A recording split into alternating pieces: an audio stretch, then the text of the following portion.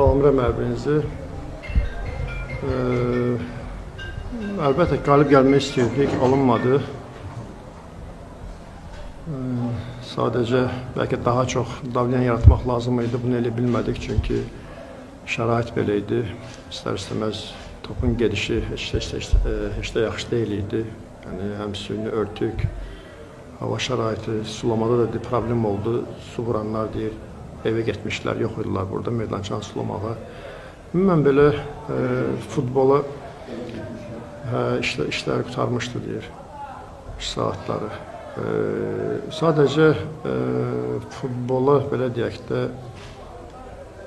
əks olan hər şey var idi. Həm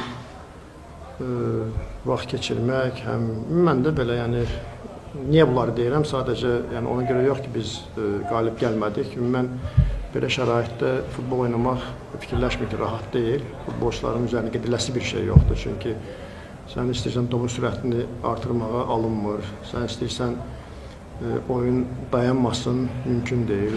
Bir qapçı gecikir, bir qapçı yatır, bir oyuncu yıxılır, biraz da hakim də onlara qoşulmuşdu, belə deyək. Sadəcə oyun belə oturub gözləyirdim ki, nə vaxt qutaracaq oyun, nə vaxt bitəcək. Buna görə belə bir o qədər də deyiləcək bir fikir yoxdur.